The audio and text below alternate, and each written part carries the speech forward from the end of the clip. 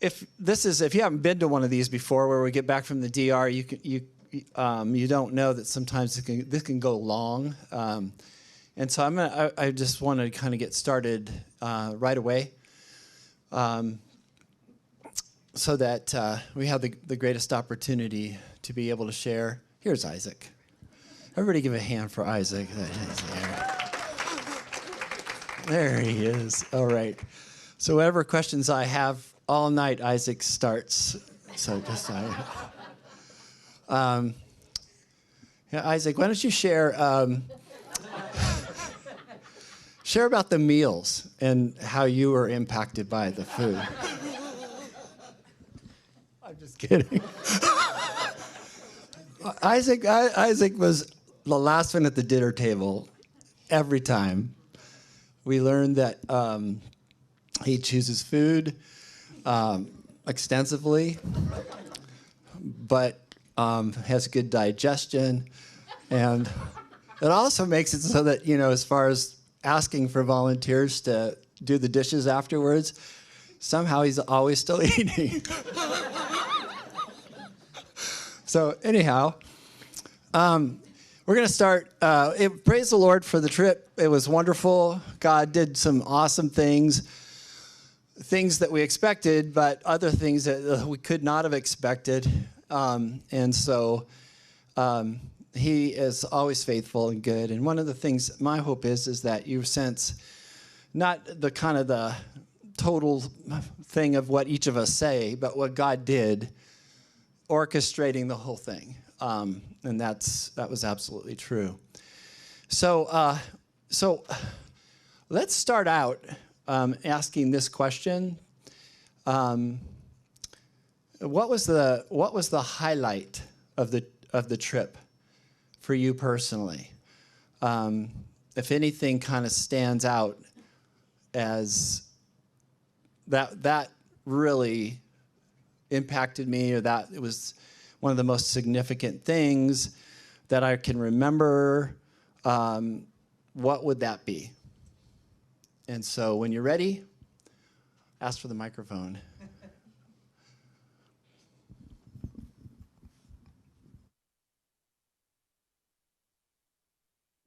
With no lull.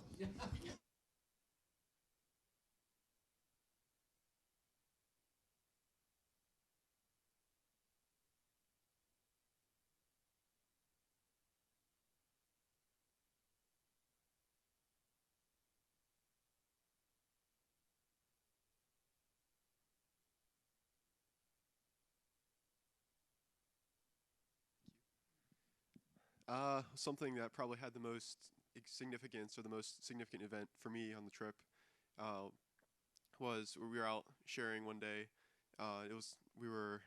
We came to one place where there was an older guy and then a young kid, maybe 10 or so years old, not exactly sure. Um, and I think this event will be probably an answer to multiple questions too, because it was really significant in multiple ways. But anyways, we were sharing with them, and eventually the older guy, he seemed closed off to the gospel, so he switched places with the younger kid, and we started sharing more directly with the kid, and you could just sense there was a spiritual battle in him. He was just unsure whether or not he wanted to accept, and just really, he seemed like he was listening and he was there, but he wasn't sure, and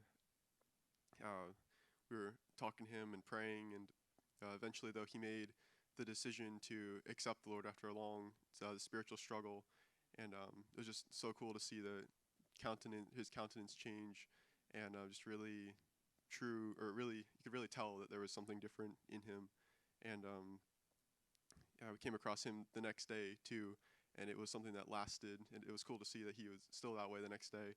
It wasn't something just that was a temporary a temporary thing that he experienced, but it was a true lasting change in his life. So that was really cool for me, and just showed me the reality of God and the power of the gospel.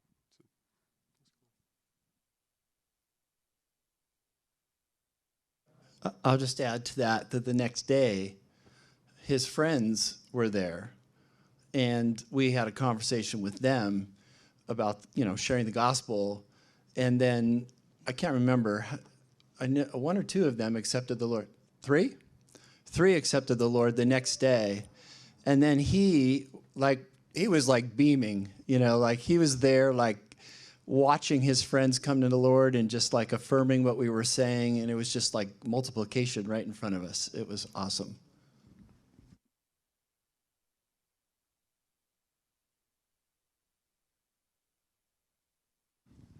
I really just enjoyed all the fellowship.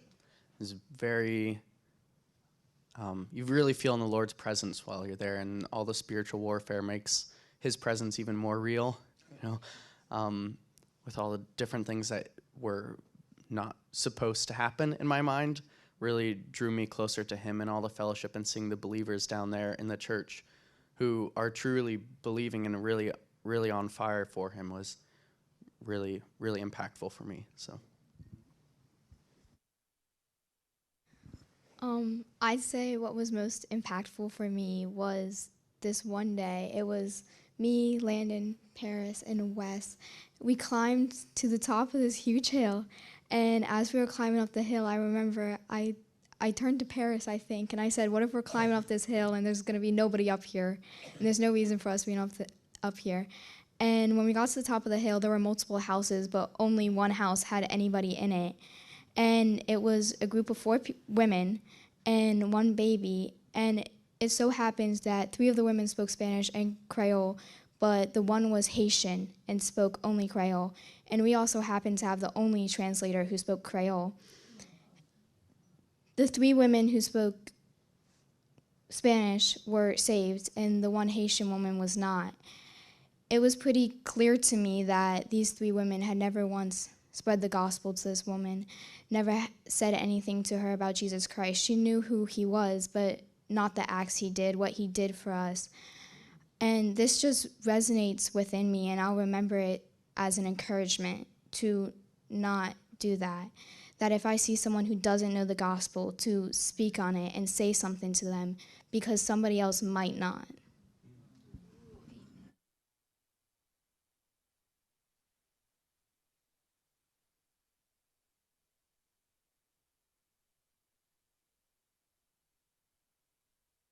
So, on the last day, we went to what? Oh, sorry.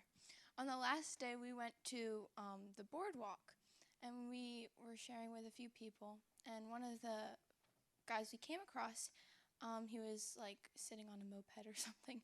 And at first, when we started talking to him, he was just kind of playing his video game, kind of half listening to us.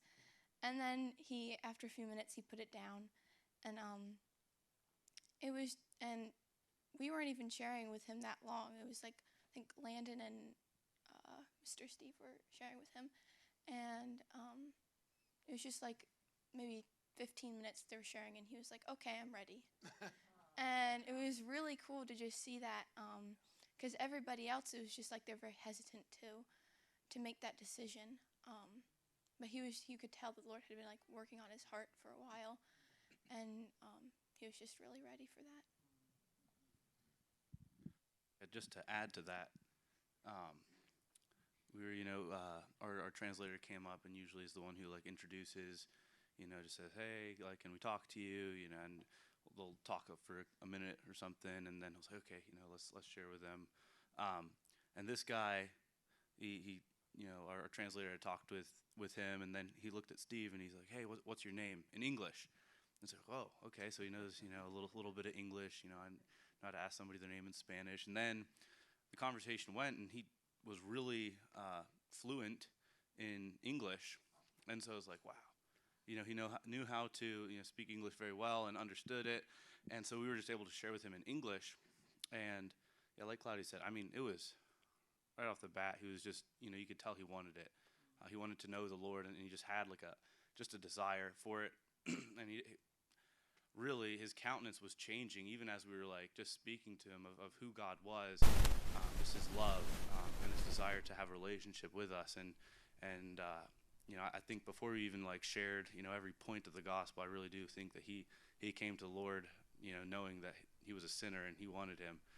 And so he was just so eager for that. And in my group, the groups that I was in before, every time we shared the gospel with somebody, either we're sharing the gospel with a non-believer, or we were, together with a Christian, and just got to encourage them. But nobody other than this guy in all my conversations came to the Lord. And this guy was just, Lord already worked on his heart so much, and it was a huge blessing. It was the last person we talked to the whole trip, for at least in my group, and he came to the Lord, and it was like, thank you, Lord. Somebody wanted it, and so yeah, that was a great encouragement.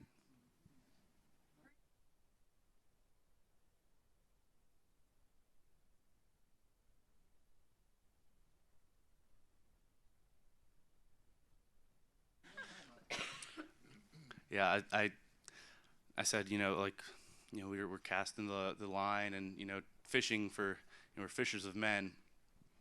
And I was telling them this guy was, he was a fish that, we were in the boat, and he just jumped over the side of the boat into the net. And he is, I think if an animal or a rock could have shared just the gospel, he would have been saved by, by a rock.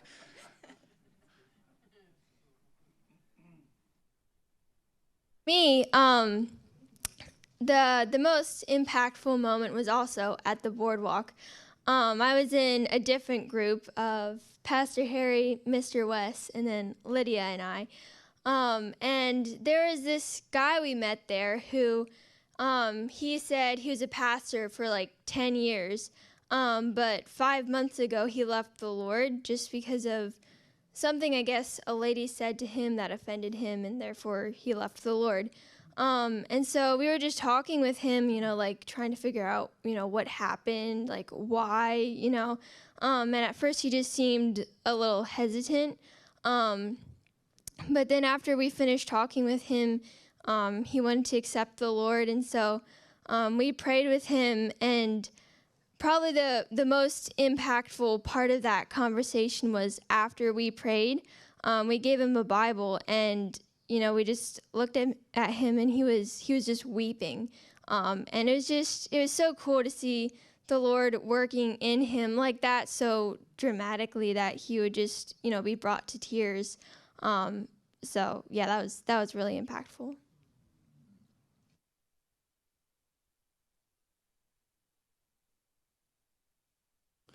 Yeah, that was one of two for me as well. And when he left the Lord, his wife was right next to him. They're at the beach, and their motorcycle's there, and they're just sitting there, so we're having this conversation. And so they were very, he was a little bit animated, but she was just somber looking in her face. And so what had happened is when, before he left the Lord, she was praying for him for a long period of time, and doing everything to stop him from doing it, but he wouldn't listen, and he walked away. And so after a while, she walked away too. And so they both literally were running from the Lord.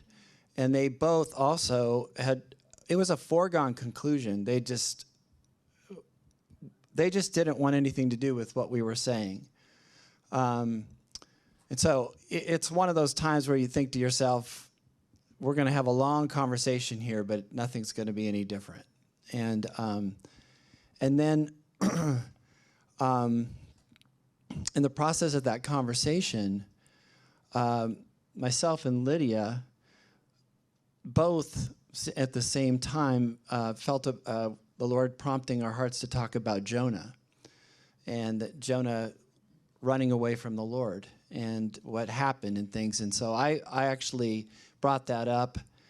And whereas before there's this major wall, all of a sudden things started changing. And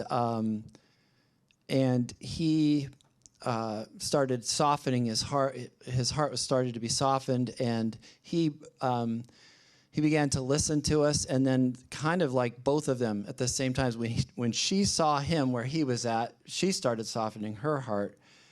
And so they made that their countenance changed. They repented right in front of us, and then they prayed, and like Amber said, that when he got that Bible, it's like he was just broken. He was weeping and weeping and weeping, and the joy came into their hearts, and the joy came into their lives, and he said, what did he say?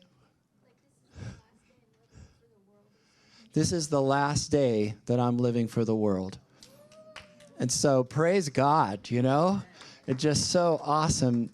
And I can't even tell you, to watch that change and to see what God does is just so encouraging. It was amazing.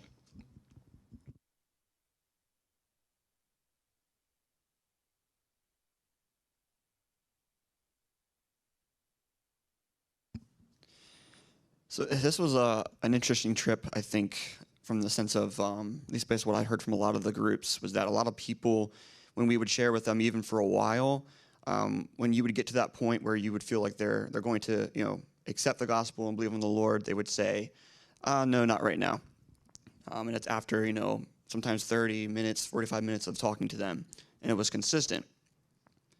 And I know in the first group that I was in sharing the gospel, we ran into a lot of distractions, like whether it be our translator getting phone calls right in the middle of a conversation with someone, or something else happening outside that would distract the people that we're talking to.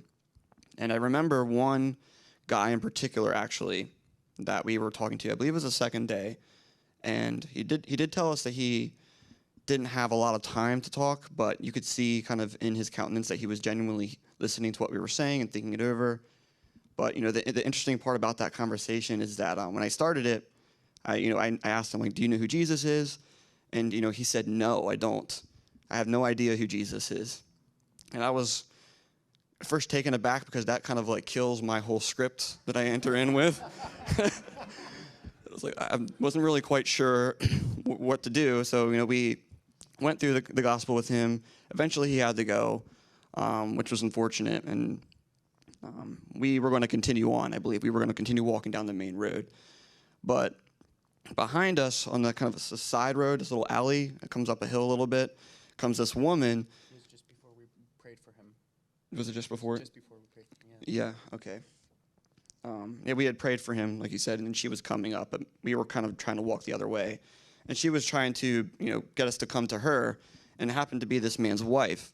And so eventually we turned around, at least we got most of the group turned around and went down there, and she had some chairs sat out for us, and we shared the gospel with her, and she came to the Lord then. So it was a little bit of a pick-me-up for me, because we were just running into so many problems, I felt like, and there were some frustrations for our group.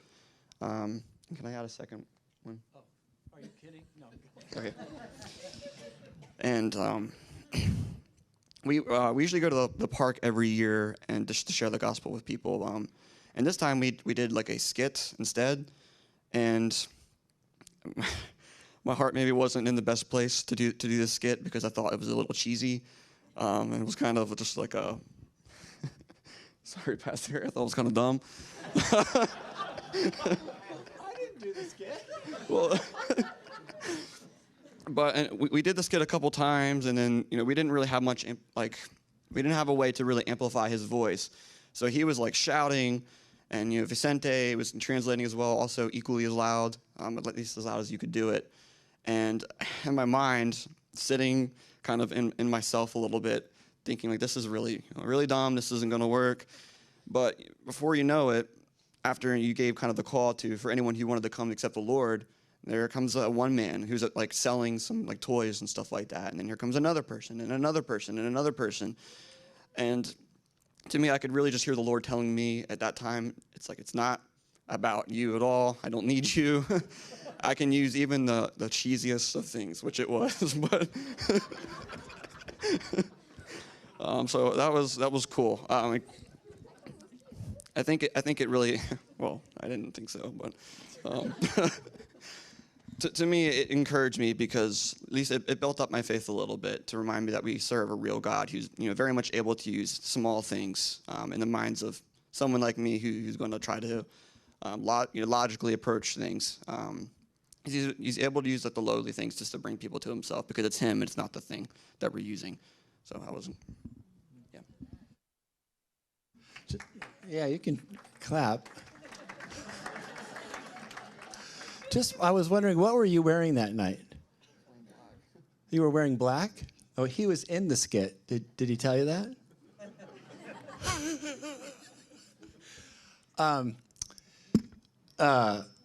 You need to share something about that, right? Yeah.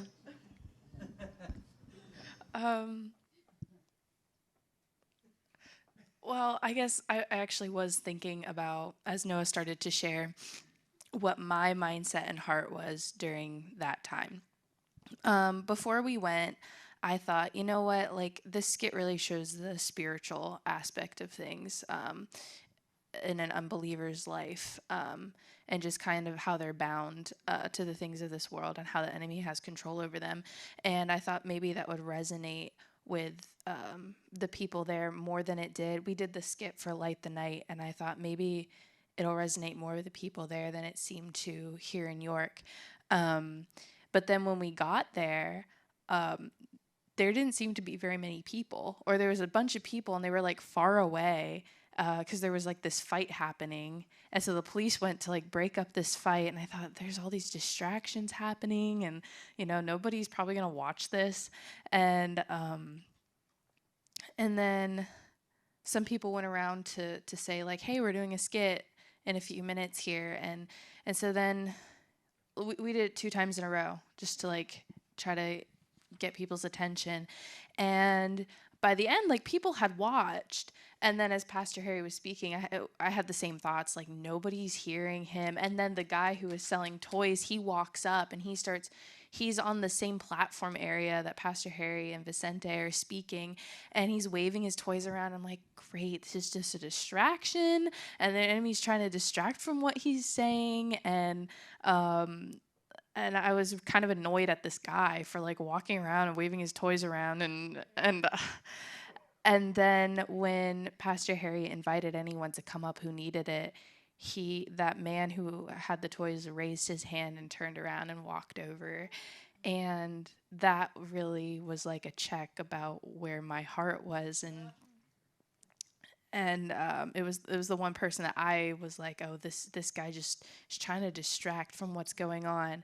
That he was the first one to give his life to the Lord. And I had never really seen someone's countenance change when they received the gospel, but you could see it in his face. And then more came, and at first there was a lull where nobody was coming, and I was like, well, what's gonna happen? And the Lord he proves us wrong so many times of just how good he is. And like Noah said, it's not us. So, yeah. That also was a special time to me, and like, yeah, the guy she just told about, he came up, and then there was I don't know if this is the right order, but then there was a young kid, John, and he. Can you tell him about John? Do you remember what happened? Were you there?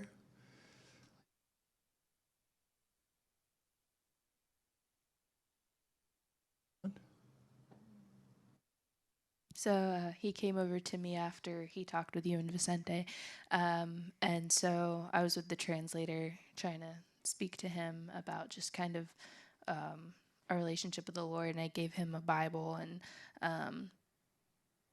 And it seemed like he knew quite a bit about the Lord, because I think he was saying his mom was a believer. Yeah, so it was really sweet because he was only about 9 years old, I think. And later we look over and he has his little Bible where I put the bookmarks in, and he's sitting and reading, or trying to read, because I think he said he read more or less. But he was just sitting there, and he had such a heart for it. And then he came over and he just sat with us and talked for a while, or he'd say something in Spanish and expect me to understand, and I don't know Spanish. But Yeah, he was really sweet. Yeah. I'm also thinking about, like, I was just taken back by it. As just so you know, we didn't have anything. We basically went up in this middle pavilion, and the people did have the costumes that we had for Light the Night and for the variety show, and they did have that. But and we had music, but it was like a boom box, okay? So it didn't broadcast very much, and we didn't have a microphone. So like they said, when the whole thing was done of the skit, then me and Vicente would get up there and we would yell at the top of our lungs to a really big area. And your voice would just easily get lost. So it was praise God that he took that and broadcast it in a way that anybody could hear.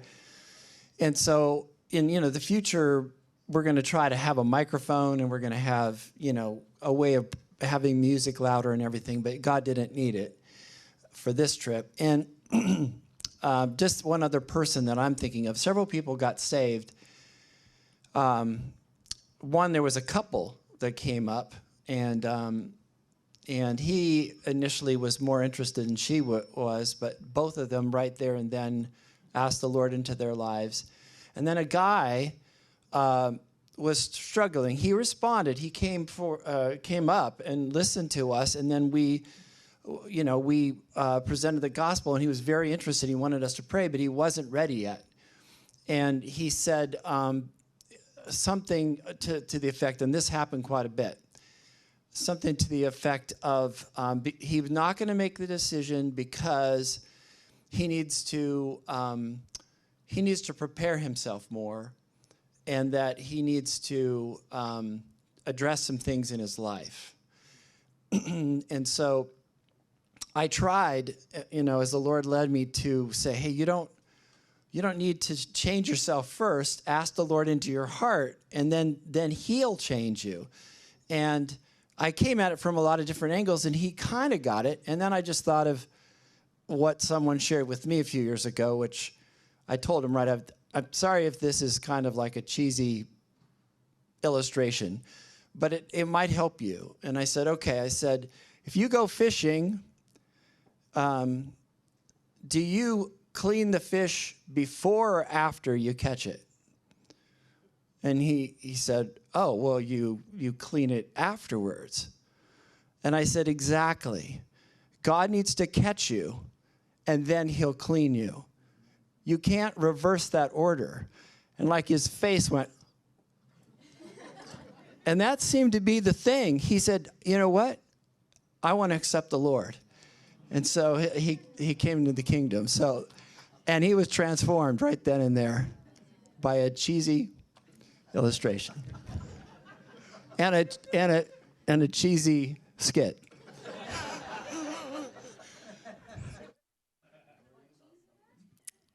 For context, I feel like I should briefly explain the skit for those of you who weren't at Light the Night or even the variety show. It was done.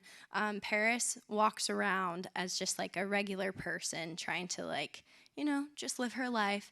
And then there's 6 demons, which I was one of them. And then Evan played the devil. He was in like robes and stuff. And basically what happened was these demons would respond to whatever the devil was controlling them and telling them to do.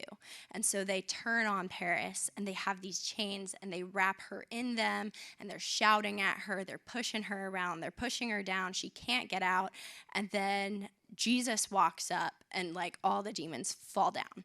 And the devil's like, okay, like get up, get up, get up. They eventually do, and they go at her again, and Jesus just takes them out for real. They're gone, they're dead this time, not coming back.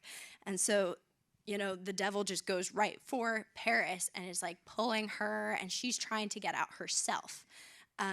But Jesus is reaching out his hand. And so as soon as Paris, though, decided to reach for Jesus's hand, the devil had to let go. And he let go, he was defeated, and Jesus took off all the chains.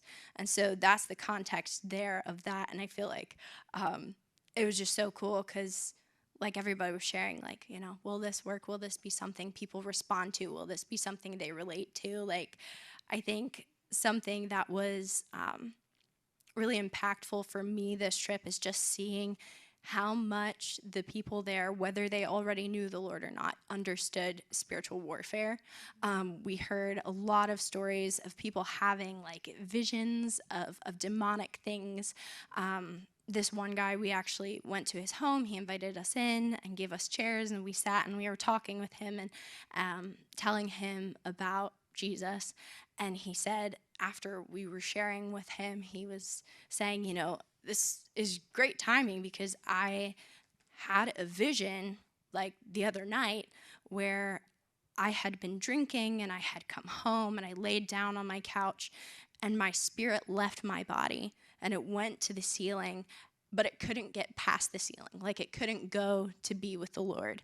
And, you know, I stayed in that state for like the whole night, and then the sun came out in the morning and was burning his face, and he said he just cried out to the Lord, and God gave him mercy and his spirit returned to his body. And this was like a night or two before we talked to him. And so when we talked with him, he said, you know, I know that this is like God giving me this opportunity to have a relationship with him, because you can't make that up.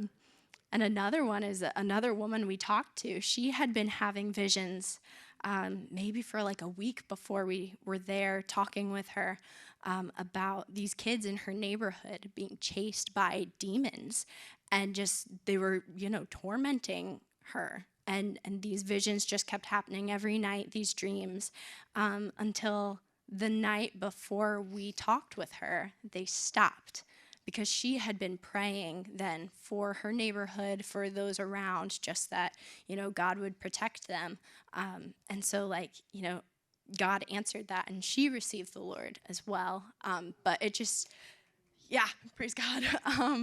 But the amount that these people just, like, understood all these spiritual elements, just, it really, really shocked me. And it was a huge blessing, though, because God is even more real to them, because they know there is a devil and they don't want anything to do with that. They want a relationship with the Lord. And so it was really cool to see how real they were. I'm going to just that you made me think of something. This is really, you know, back to the couple, the pastor and his wife and them coming to the Lord. That happened on the boardwalk, and that was a struggle that didn't happen instantly before they finally made that decision, and then their countenance was completely changed. That situation actually, in the same place last year, if you were here when we came back last year, on the boardwalk, there was a young man who was with another young man who we shared last year, that the one young man was a believer trying to get the other guy to come to the Lord and had been trying for a long time, and he wouldn't come. He was like hard. So when we came up and approached the two of them, the Christian guy said, listen, I've been sharing so long, you know, can you share with this guy and see if he'll finally come? So we had, I don't know, gosh, probably a good hour conversation with him, which I won't go into, but it was one of the most powerful displays of God overcoming a wall in somebody's life and bringing them in the kingdom. That guy got born again right in front of us after a long time. And so his friend was so elated that he got saved. I mean, they were like shining, and they got on their motorcycle, and the last we saw, they were just both like excited, leaving and left. Well, this year we get there, and we were supposed to have, one of our translators' name was supposed to be Ricardo, but Ricardo evidently at the last minute couldn't be a translator. So somebody else was taking his place. His name is Crisley, like Grizzly, Crisley. And he is also the translator that someone else was just talking about that could speak. He could speak 4 languages, including Creole. And anyway, you know who Crisley is? He's the friend of the guy who came to the Lord last year and now joined us, and he was there for the whole week, helping us translate for people. So praise the Lord for the sovereignty of God. Yeah. So.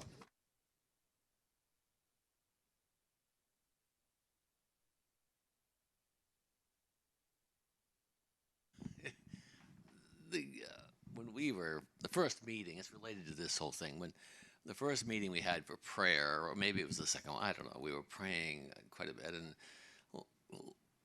in the middle of a prayer, I had this picture, a brief snapshot of a young man standing.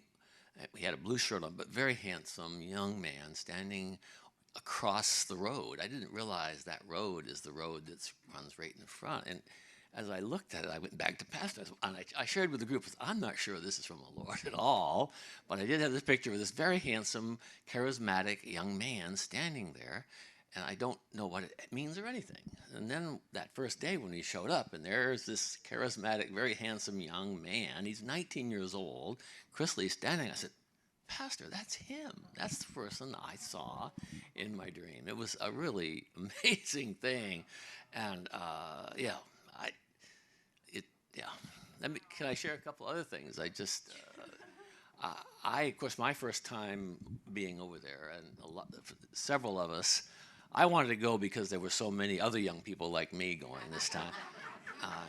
And I was a little worried that I couldn't make it, but the Lord really blessed me and took care of me. I just really enjoyed the young people together, the team. We had just a wonderful, like people said, the fellowship, that's kind of a generic term, but there was a lot of really good teamwork among each of us, and affection, and really, I don't know, God was just there. There was no fighting, no bickering, no complaining, people fighting to wash dishes, except me. No, wash dishes, to serve, jumping up, doing things, ministering to the kids. I know Jason wanted to make sure, was thinking we would minister to the kids, and boy, did the kids minister to the kids. There are so many children over there, so many children, beautiful, beautiful. The people are beautiful. The place that we are in, the setting is magnificent. I mean, you can't believe a harbor like this in the middle of, with a sky blue water and magnificent setting of things, and then just the beauty of the group together was just a wonderful thing. I just encourage you to think about it going if you want to go. It is intimidating because you're thinking, I don't know if I can get this done, and if you really feel incompetent and unable, and that's good, because that's the best place you can go, is incompetent and unable, because you really want the Lord to help you and to enable you. And there's enough folks within this team that'll show you how to do it, right? And it's once you do it, you say, oh, I could do that. I mean, I can do this. And the first time, and after that, the fear goes away, and you, if you have an inclination to go over there, it will change you in terms of the. See, why don't I do this more? Now I don't have to go all the way to Bahama, Dominican Republic to do it. I can do it in anywhere, and I kind of did that in the airport on my way home. And I really encourage you to really think about it. And obviously, we had a very young team, but it was an effective team because God was in it. And I got some more thoughts later, but yeah.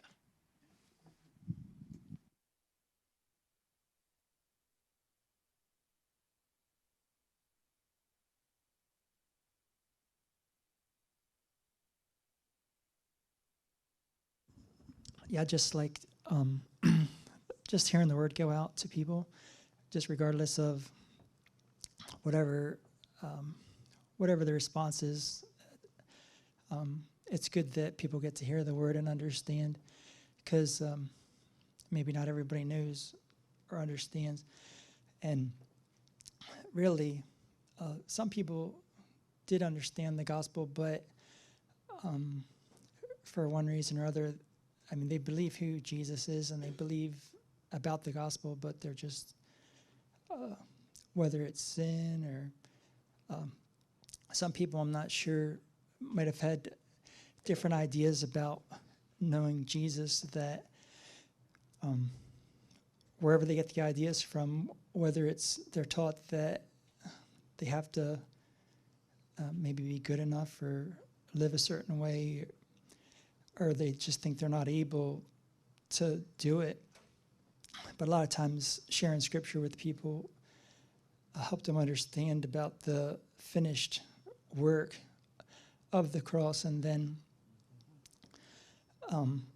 having understood that, realize that it's not based on their goodness or righteousness, but it's just knowing God, being forgiven, and sometimes that really helps people to maybe not knowing where to go from there, because some people associate being a Christian with going to church, and if you don't have good attendance, then you're not a Christian. And I think some people even believe that if they didn't dress a certain way, then they weren't a Christian. So it was good just hearing, being in the groups for people to hear the word. One day I asked Chris Lee, what's the best way to witness to people? He said, just let the Holy Spirit lead. Whatever you say is good. And I thought, that's true. Just whatever comes out, maybe that's what somebody needs to hear. So it's good that there was an emphasis on sharing. That's mostly what we did. Mostly just travel around in 3 groups with 3 translators. And if somebody was home, the translator would just ask if we could take time to share with them. A lot of times,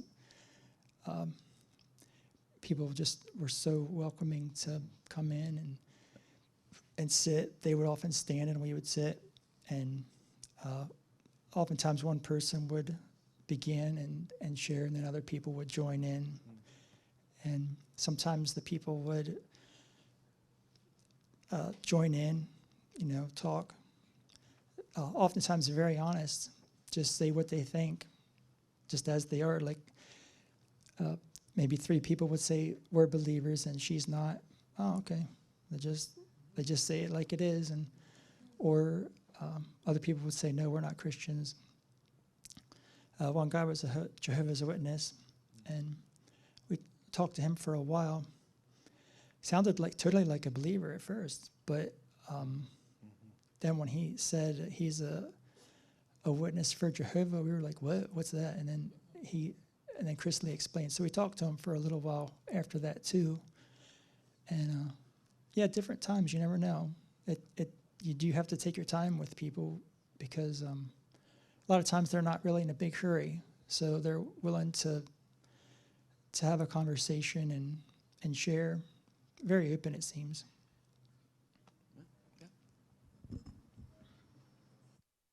So I asked this at our debriefing meeting, and I'm going to ask it again so that we can share. But what did the Lord teach you? What things did the Lord emphasize for you personally in this time?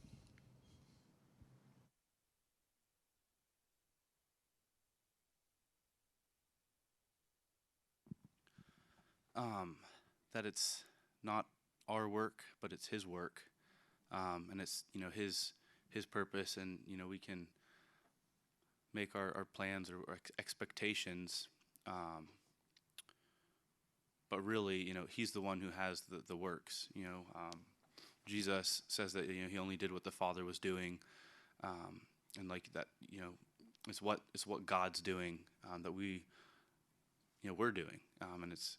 So, I went with the expectation we'd talk to a lot of people, and most of them would not know the Lord, that we'd share the gospel, and, I didn't have, a set percentage or anything, but some of them would come to the Lord, and a lot would say, not right now, or no, or whatever. But honestly, so many people that for my group specifically, when we switched groups twice, and it just seemed to be the way it was. It was like 70% of the people or more were already believers. And so in my heart, I was like, well, this is kind of, we got to encourage them.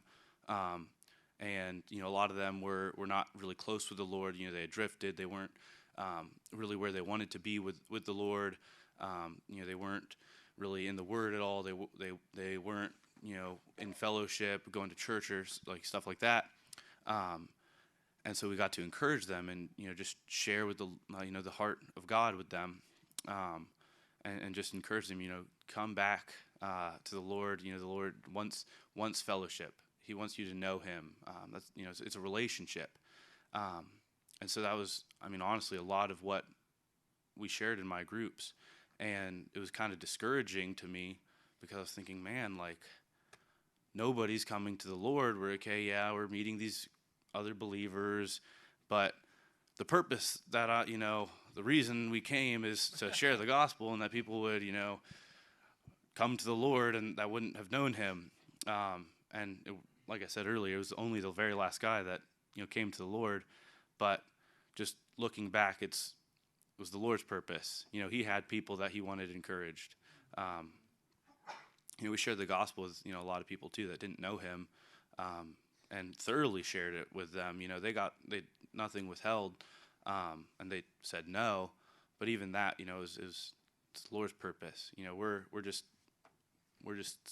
sending the seed, so that was one thing the Lord taught me was it's His purpose. It's His plan. We're there to do His will.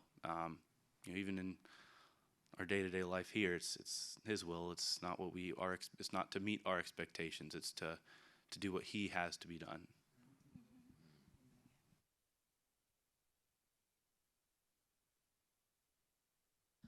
So I learned a lot kind of on specifically like my life, my time specifically is not my time. Like the beginning of the week, I was definitely, we would start sharing with someone and they would say no, later. And then we'd share some more and they'd say no, later. And so I'd kind of be thinking in my mind, okay, well, let's leave and go to someone else, plant more seeds. We're here to plant seeds. Let's talk to more people, and share that way. And like, kind of, why are we wasting our time in a sense here? The Lord completely changed my view at the end of the week, because He was teaching me it's not my time. Like, why was I so focused on the next thing? I was supposed to be focusing on the people we were sharing to then, and He helped me realize that every second we spent with that person was to help them further in their walk, even if it wasn't with Him, further, get them closer to that point of acceptance, even if they did just say later in the end. That all those times I kept thinking, like, man, we've kind of covered everything, I think we're about done, but there were times where it would feel like that, and then we would share some more, and then they would accept Him. And the Lord really showed me, like, if I had kind of done my will or what I thought was enough, it wouldn't have been enough. So it's really just showing me His time is perfect, and my time's not my own, so. Just to add to that, that thought, just as you were saying this, I was thinking, the Lord just brought to my mind what He said, that as you've done it to the least of these, you've done it to me. And I always think about that's a major thing, that, we don't know it, but when we're serving Him in any capacity, ultimately we're doing it as unto Him, or that's the way it should be. But back to what Landon said earlier, seeing what the Father is doing and doing likewise and being a part of His works, if you recognize that that's the way it is, then you realize that it isn't about getting it done. It's about the fellowship that you're having with God, and you're participating in something that He's doing. So as you've done it to the least of these, you've done it unto Him. And that changes your mind about why you share the gospel. It's easy to almost have like a salesman kind of a perspective of, I've got to sell this product. I got to close this one. And that's not at all the way it is. Yeah. So,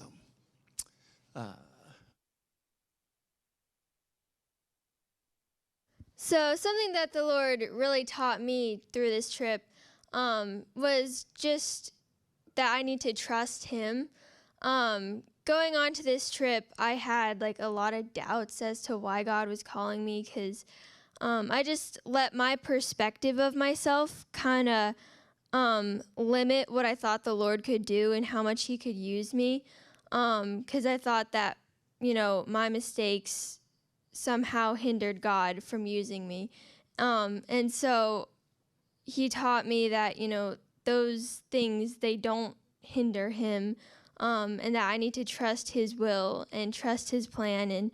And especially like, with losing my luggage or, whatever it may be, just learning to rely on Him, even in the unknown, and just trusting that He has a plan and He can work it out. And yeah, that's what I learned.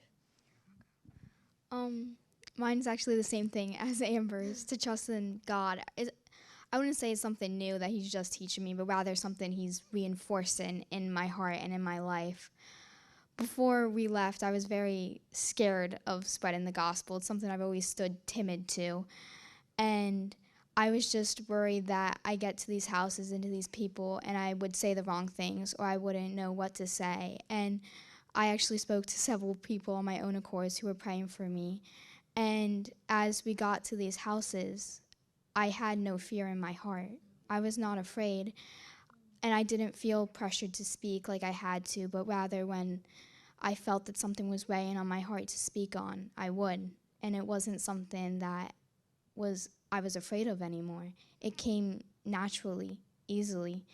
And it definitely taught me to trust in Him and that He will work it out.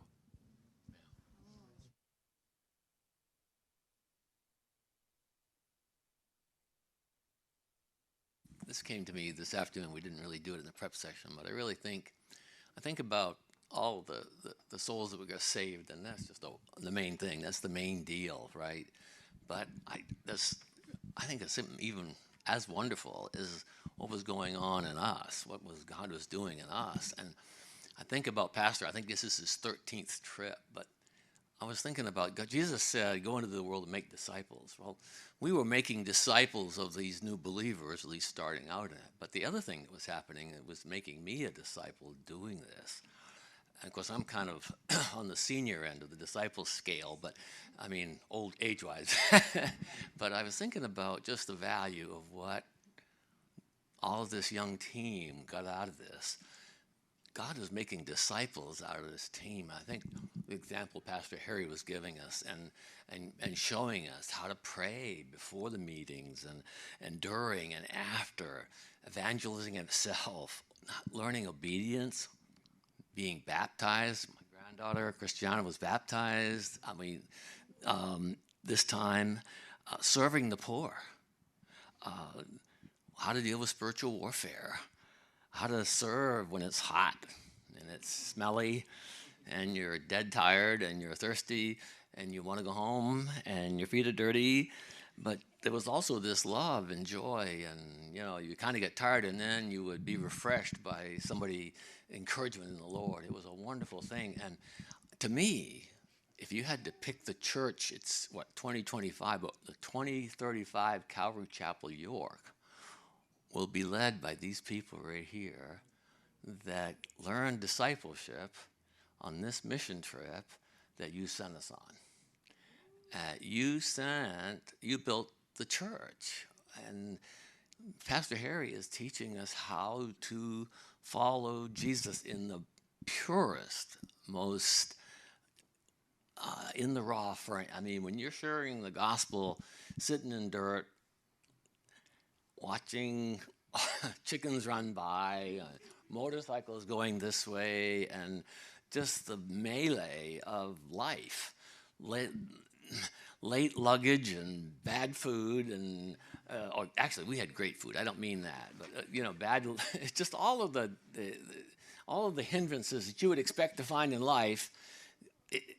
We had it there It was not, God did not spare us anything in terms of, he did spare us any real bad illness, which was, I was wonderful, but we had delayed luggage and delayed flights and all of the hindrances that you would expect in daily life. He didn't spare any of that, so that I think we don't think it's magic what we did out there. We were just obeying, and we didn't care what it felt like. And that's a great training ground. And I think about, I can remember the first time I flew, right? Can you? When some of this was their very first flight or their very first time out of the country or anything. What a great memory as a teenager to build on. And I just think God is building his church, and God is using this missions thing, even if nobody came to Christ. The idea of just what Christiana said, hearing God's voice and acting on it is just, man, there's nothing better than that, and learning how to do that and stepping out, Peter stepping out of the boat and hoping the water will support him, right? That's what we did, and it's the only way you can do it is by doing it. So anyway, I really feel like that, what the Lord showed me. So, something that I learned on this trip was, I was very scared to go. And like Amber said, I was like, why am I going on this trip? I know the Lord's calling me to go, but I didn't feel good enough to go. I felt like everybody who was going was a better Christian than me. And I was just very, very hesitant to go. But while I was down there, I was also really scared about sharing the gospel with these people that didn't speak my language. I've never been out of the country, and but the Lord showed me that even no matter how unequipped I feel, he can equip me. And like, there was a girl that I shared with, and she came to the Lord, and even if it was just that one girl, it was worth going. And the Lord did change like my heart, and it was just really wonderful too.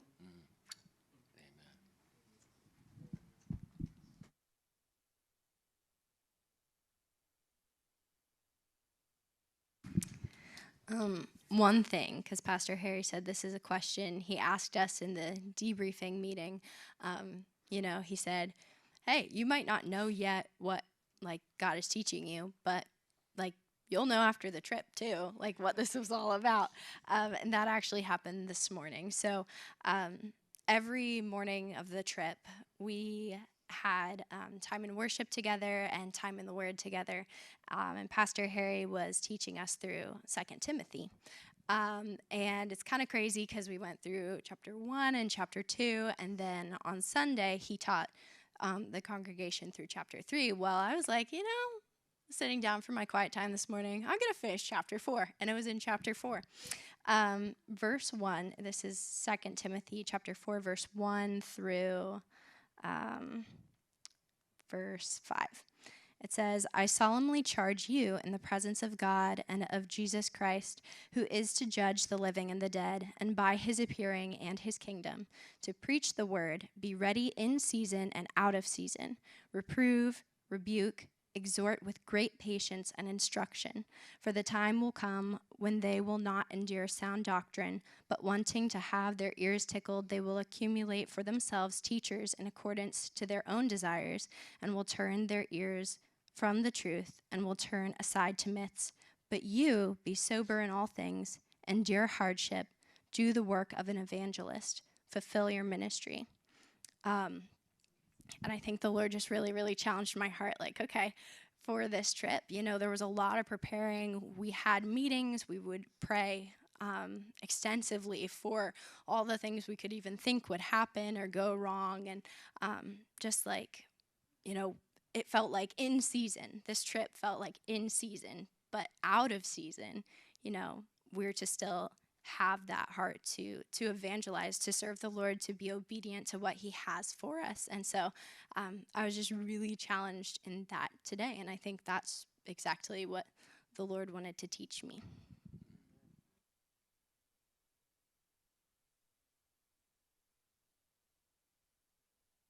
that's kind of like what the Lord. One thing that the Lord taught me, just seeing or with spreading the gospel and sharing, encouraged me to want to do that more. Because that's one of the first times that I've really ever done that, at least on a more, I guess, regularly. And Lydia actually called it like a gospel boot camp in a way, like sharing the gospel.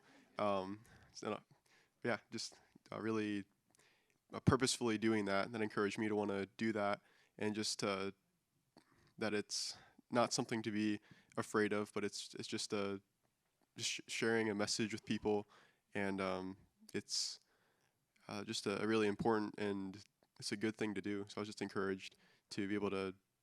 It was good to be able to do that and to learn about sharing the gospel.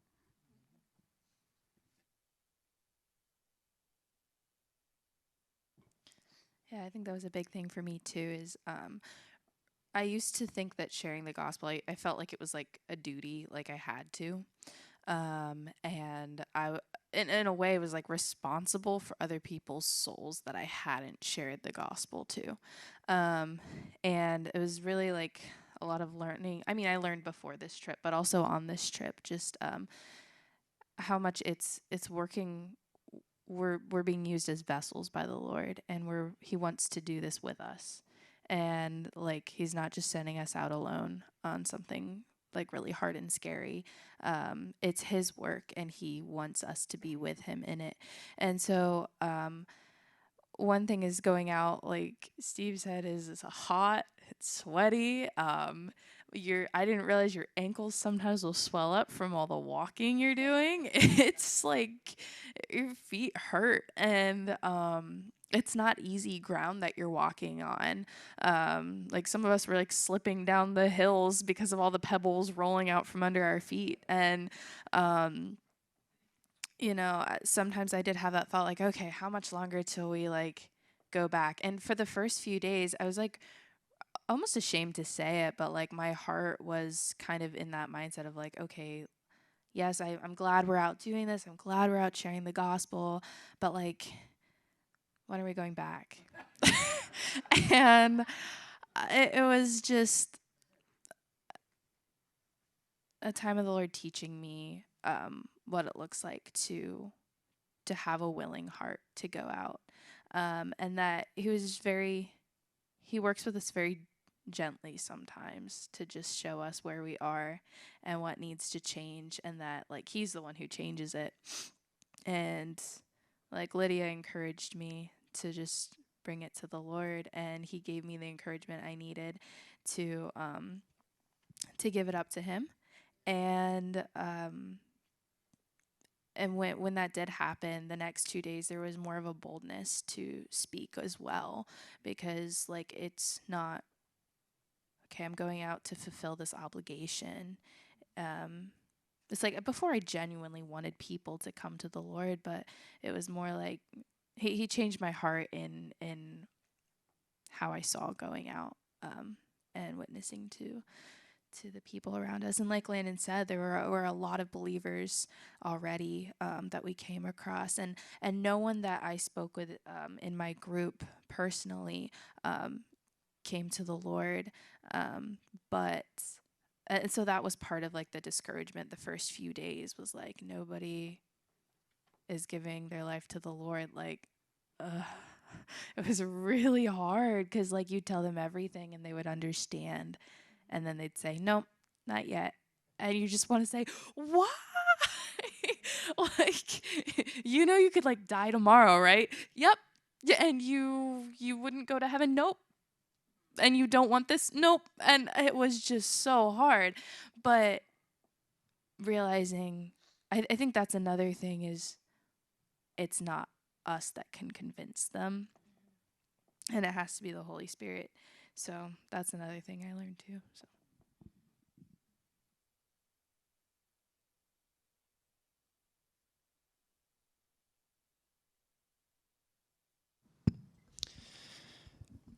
Yeah, I wish I could maybe just pin down like one thing in particular that the Lord was teaching me.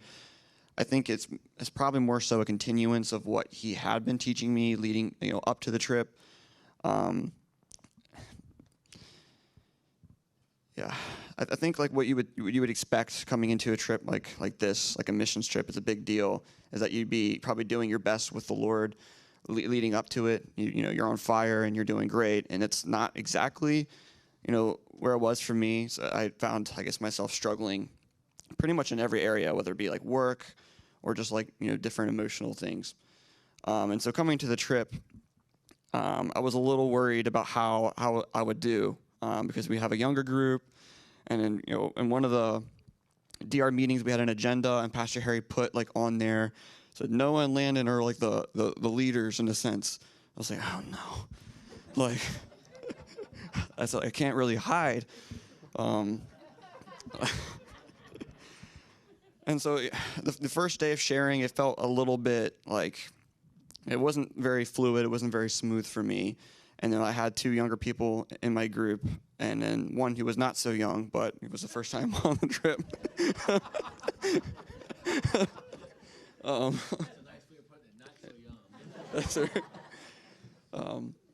And yeah, so I was struggling a little bit with that, and I remember mentioning to you, Landon, that like it just didn't feel quite so fluid, and I just didn't know how it was going.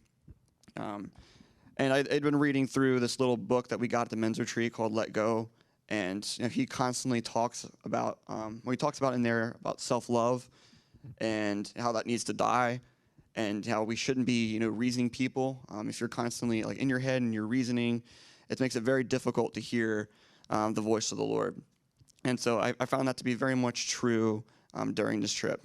Whether it be, the skits at the park, and in my mind I'm thinking this is really dumb. How are we supposed to communicate the entire gospel in something that's kind of feels like it's oversimplifying it a little bit? But I saw the Lord work, and it was just moments like that. Even though we weren't necessarily seeing a ton of people come to the Lord, I think that this is the moments where I wasn't necessarily logically thinking in my head, this person needs to share this day, or this next house that we go to, this person has to share. If I, wasn't so much in my head about those sorts of things, like the logistical aspect of sharing with the group and trying to organize that, kind of got out of the way. I really, could see the Lord move more in those conversations, and especially in the younger people. In particular, I remember one conversation with a lady who just definitely had wanted nothing to do. Well, not necessarily didn't want anything to do with it, but she was just kind of giving us answers to get the conversation over with. And I remember I had asked someone to start that conversation just because I felt like, I need to make sure these younger people are involved. I'm trying to do my job.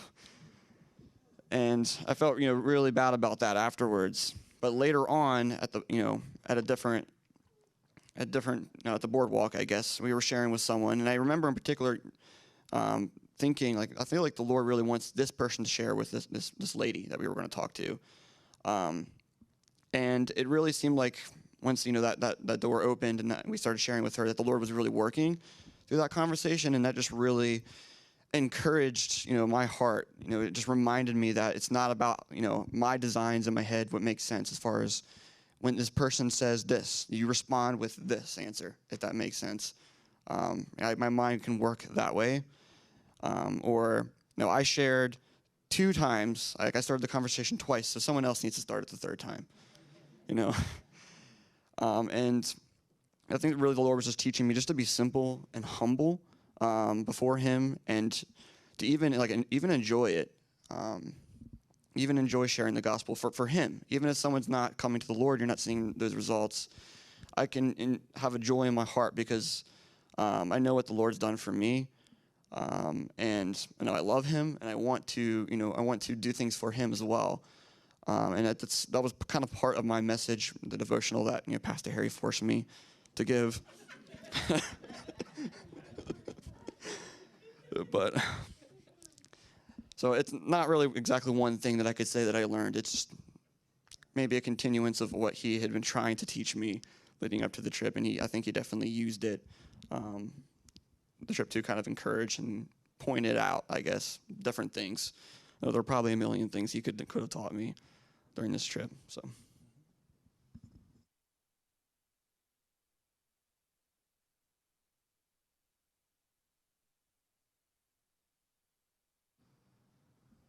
Anything else, anybody?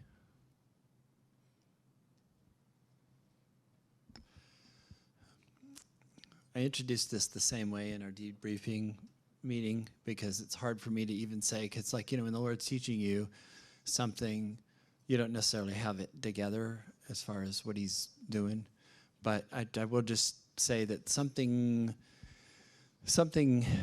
that in the totality of the whole thing and what Landon taught and Noah taught, what I was impacted by and the group and all of it, still kind of trying to figure it out, but just that we're the body of Christ, and each of us are important. And the works that we do are to be the works that we see the Father doing.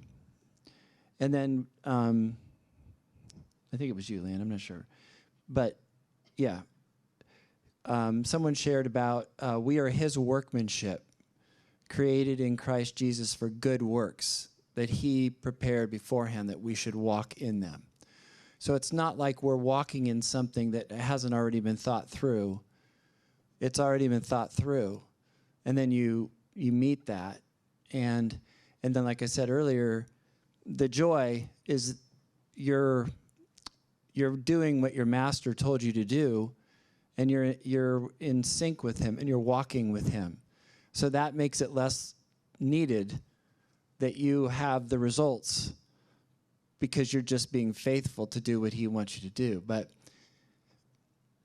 I think what the Lord is really impressing upon me in this trip is the magnitude of God's involvement is amazing, that we don't have to make up anything if we just kind of like walk into it and see him do it.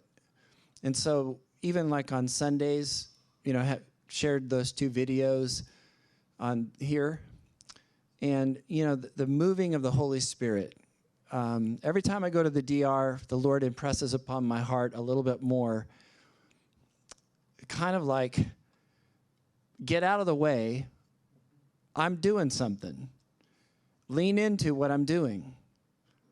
And whether you're there in the Dominican or you're here, I'm doing it. I've shared before in the service, I've said, this is a couple years back, I said, the Lord's really impressed upon me, it's not my message. When I share the word, it's not my message, it's his message. So I need to be faithful to deliver his message. No matter what it is, it's not my message. That was a big thing. Then more recently, he was putting it on my heart, it's not my church. It's his church. And I would just want to be faithful to do the part that I'm supposed to do, because it's his church. But there's a part of it that even goes beyond that. And I haven't figured it out, but I just, it's like,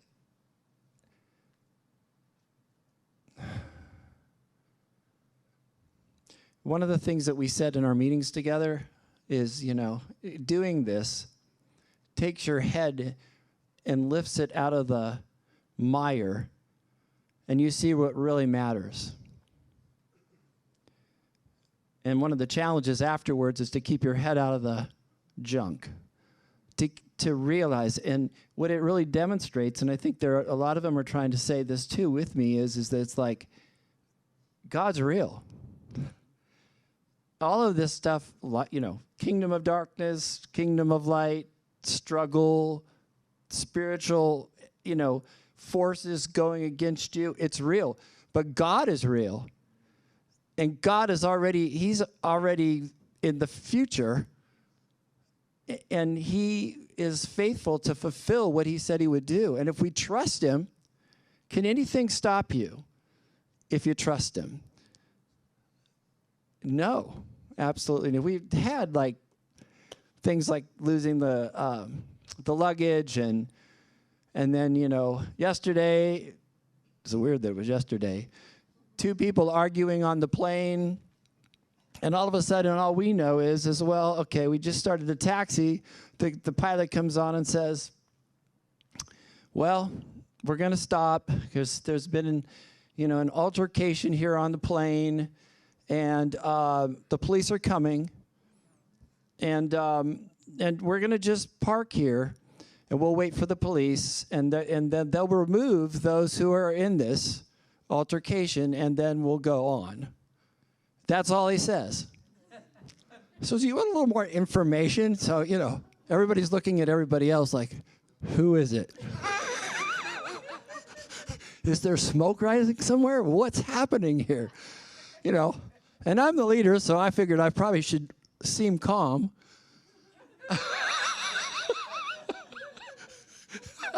So, it's okay, Lord, you got it. And I really sincerely thought about it like, okay, this could not be good. Because if the police are coming and there's somebody in here causing problems, this could not go the right way, right?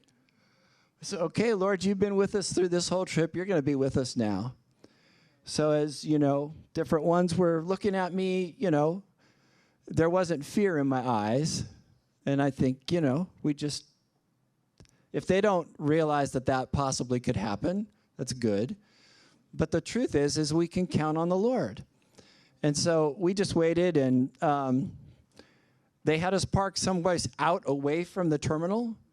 And then they had stairs brought up to the thing and to the plane. And then we learned that the guy with the Hawaiian shirt was actually a sky marshal inside the plane. He comes up. So when the door is open for the stairs, somebody next, like 2 seats down, starts filming everything. And the sky marshal walks up and says, ma'am, don't film this. And she gets upset. And then he said, he had to kind of give a little more. It's just 2 ladies having an argument. And I don't know if that's all there was to it, but they did remove 2 ladies off there. And then we had to refuel. That made us late. We got home later. But we only really got home about a half an hour later than what I said we were going to be home. And so God prevailed through the whole thing. And then I'm afraid of heights. On the way back, there was a place of serious weather from Dominican to Atlanta for a while. And like one time in the whole planes, I'm going, I'm thinking to myself, okay, Lord, you got this, And then at the end of the flight, appreciated him. The pilot gets on and says, that was a really rough flight. I haven't had a rough flight like that in months. I'm going, I appreciated his honesty. And the whole thing, just with the altercation and having to have the fuel refilled and then some of the rough weather, it's like you go through that. But the point I'm trying to make here is that the over-encompassing reality is that if you think you're safe just because of your circumstances, you already have a wrong premise. The only reason you're safe is when you're in the center of God's will and God fulfills his plan. So I learned something like that. Okay, that's it as far as, okay.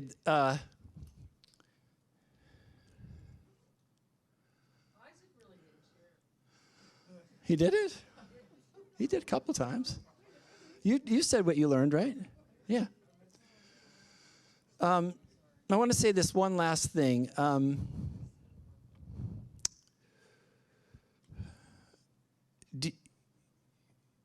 going to ask kind of two questions, and you can answer whatever one you want. Are you glad that you went? And why? That's the one side of it. And kind of along with that is that,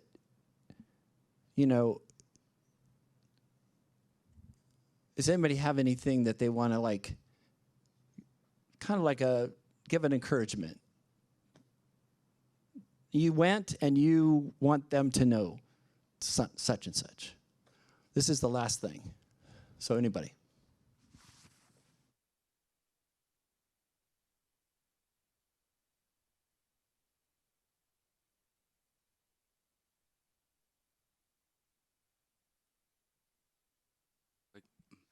Kind of like what was said is, well, yes, I'm very, very glad I went. And it's because, well, one, I know that's what the Lord called me to do. And it was just very evident that the Lord, I was with the Lord. I was, doing his will, and it was with him, and got to just, be in his presence. And just, whether it was playing with Vicente's kids and just, or playing Duck Duck Goose with the kids at the church, or, teaching, or sharing the gospel, it was the Lord just used it, and it was not, something that was within me. I originally thought I was going to be teaching, the youth there, and it ended up being little kids, and, the Lord just gave me the words to say to them, and it's like, it was him using me, and it was just, I'm glad he used me, and he, I was just let myself be available to be used by him and trusted him. So it's good. Very glad I went.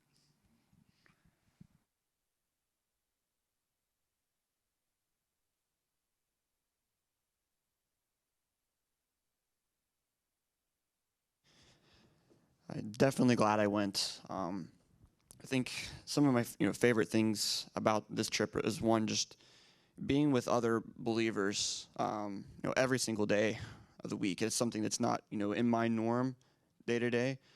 So very, very much appreciative of that. Just to have those who actually love the Lord genuinely, not in name only, and just to see others that have a commitment as well to serve Him in the joy that they have in their relationship with the Lord, as well as kind of along the lines of what Landon said about doing the works that the Lord has for you. It's very easy to logically in your mind as a believer say, I need to at least go on a one missions trip by the age of whatever you want to make it, 15 or so, and you make that in a sense an obligation for yourself, because it makes sense. But I think my favorite part is when the Lord actually leads and calls you to go. He actually provides all that you need as far as the sharing. He's the one who makes the fellowship good. It's not just because we love each other. Of course, there's a little bit of that. I'm just not with this guy though. But yeah, he's the one that makes it good. It's not just something that we call ourselves Christians, and we're going off to a far country to share the gospel. And as we actually learned, there are a lot of other groups that are doing just that. We met Jehovah's Witnesses, and we even met some Mormons as well. And that's kind of in their mindset. It's like, I'm going on a mission to do evangelize through whatever they believe. But I feel like what makes it different for us is we actually know we know the one who created us. We know the one who died for us and who loves us and who lives inside of us. And it's not just some words that we say. It's a reality. And when you experience that reality, it's much better than probably what I can try to communicate to you guys. So if the Lord does kind of put that desire on your heart to go, don't rationalize it away. If the Lord's moving, I would go, because you can rest. As Landon was shared on Monday morning, so you can rest in those works because it's what the Lord has already created for us from the beginning of time. But I would not go if that's not something that you feel like the Lord is laying on your heart at all. Otherwise, it could just be problematic, and you're not gonna it's not gonna be what it should be. Going off of what Noah said, like, you need to be obedient to the Lord. Like, if you're not supposed to go, don't go, because it would be so bad to do that on your own and be like fighting against what God would have.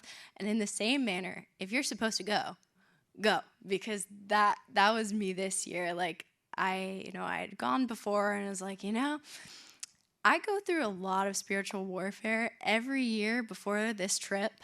Maybe I just won't go this year. And I was actually telling Sarah that, and I was like, so maybe not. And then, like, the Lord just really got a hold of my heart in that way. It was like, you know, who do you think you are to say like that my plan isn't good enough for you, or that because it's going to be too difficult you won't walk with me? Because like if I'm walking with the Lord, it's not going to be a huge issue. Like it's not going to be a struggle. Sure, there will be hard times, but it's with God, with his blessing, with his protection. And just like every year, there was a ton of spiritual warfare leading up to this trip for me. But just like seeing God's faithfulness in it, and even to the extent of, you know, 4 people losing their luggage, having the flights delayed, having very close calls on the road, all those things, just like God is very, very faithful. And so, you know, if he is calling you to it, he will provide the way. And I really saw that, especially this year.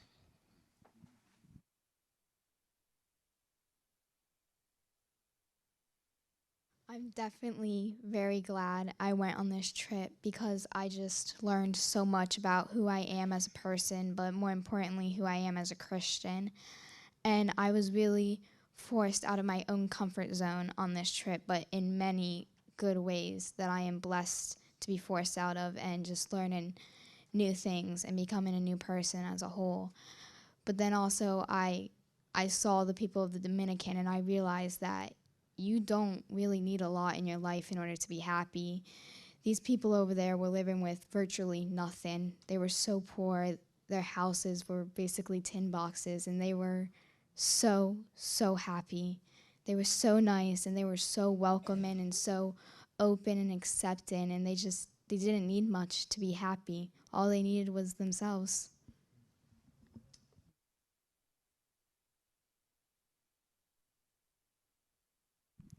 I also am very glad that I went on this trip. This was actually my first missions trip because I'd never felt led to go before. And I was like, well, you know, if I was obedient to the Lord when he didn't call me to go, then I should be obedient when he did. And I mean, I'm glad because the Lord taught me a lot. And there was one opportunity I had to witness to somebody where, I mean, I had spoken in some of the other conversations we had gone to or prayed at the end. It wasn't like I was just not saying anything, but somebody asked me if I wanted to share with someone, and I was like, okay. So it was a little, I was hesitant to know where to start at first, but the Lord showed me that, like, just step out in faith, and he gave me the words to say to this person. He just really showed me again that we just need to step out in faith. Like, so he taught me a lot on what it looks like, that he is dependable, that you can trust him, and that I can trust him, and just so I'm glad I went to be able to, like, learn these things and experience it firsthand. And yeah.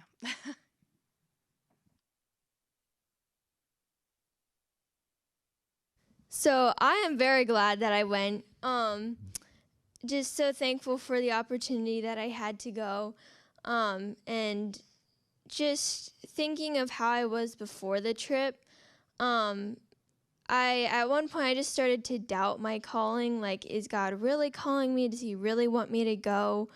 And you know, at one point I was like, I don't really want to go because I was so scared and so nervous for it, that I was like, I don't really want to, you know, it's way out of my comfort zone.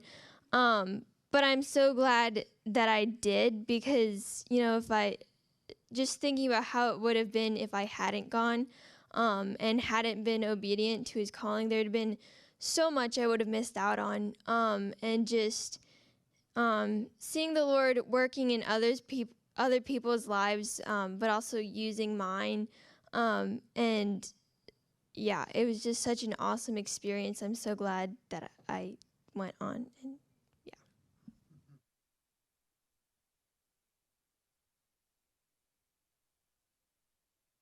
yeah. I'm also glad that I went. It was a neat experience, great to be able to grow in the Lord and learn more about Him, and just to see Him at work in kind of tangible ways, if you want to say. Um, and even just if anyone would feel like they are, or maybe that, oh, I couldn't go and can't share the gospel, or I'm too this or too that, I can't go, and whatever it might be, is feeling incapable, just unskilled to be able to do it. It's good to, or just to give encouragement that if the Lord calls you to go, then it's something good to do, because He, just for me, He gave me ability to be able to share when He called me to share. 'Cause I didn't think I could really do it, or really, I felt, I guess, incapable to really be able to share much of the gospel, but He helped me to be able to do that. So I encourage you to do that if He's calling you to do that. Yeah.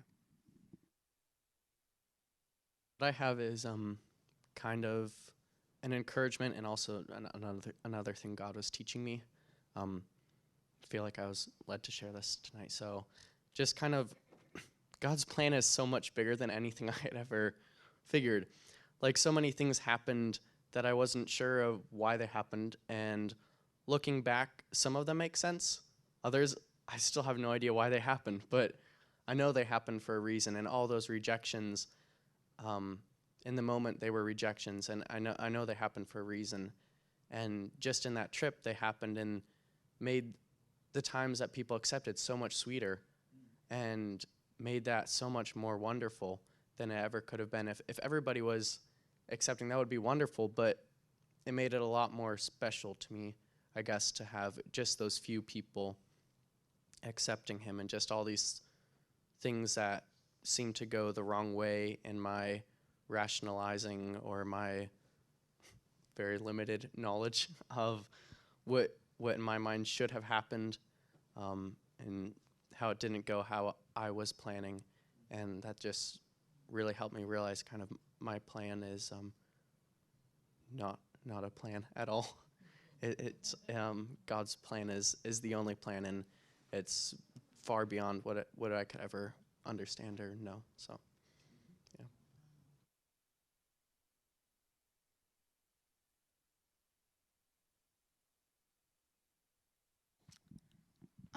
I'm really glad I went on this trip, because I think that the Lord really grew my faith. Because a lot of you know that my passport got messed up, and that was just, I had to trust the Lord, that He called me to go on this trip, and that I was going to go on this trip. And I had to have faith, and that He was faithful, and that it did get here in time. And I'm just so thankful that the Lord worked things out. And because this trip was such a wonderful time. In our group, it was Pastor Harry. The first group was Pastor Harry, Evan. Who else am I missing? Lydia. Yes. But so many people said yes, and it was so wonderful to see that. Yeah. Wow.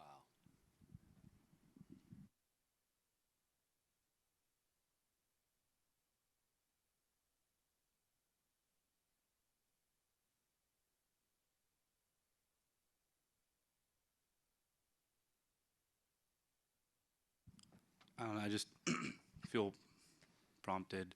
Um, yes, the Lord, can call you to the DR, and like He'll use that if He does. But even in anything else that the Lord would be, calling you to do, in the same way, He'll teach you and He'll be with you, and it'll be just a blessing to do the will of the Lord. So, might be the DR, only you know what the Lord would be calling you to do. But, in between now and next year, there'll be plenty of things the Lord will call each of us to do. And, He's faithful to step with us, to give the strength, even, though it might be a daunting thing or something that would take a lot of time, he'll bless it, and it'll be just a wonderful thing to be with him and to just do his work with him.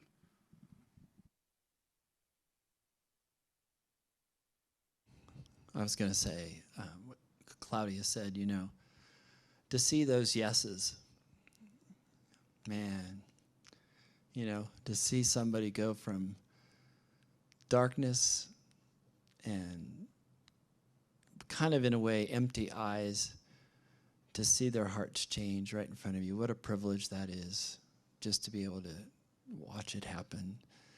And you kind of get a little taste of how much, what the Lord's heart is for people. And, it just really changes you as that happens, because you recognize that nothing matters more than your relationship with God. Nothing matters more. And to be a part of seeing other people changed is the highest privilege you could ever have. It's awesome. Certainly beyond going to the Dominican Republic and having a missions trip, it goes way beyond that. So we praise him.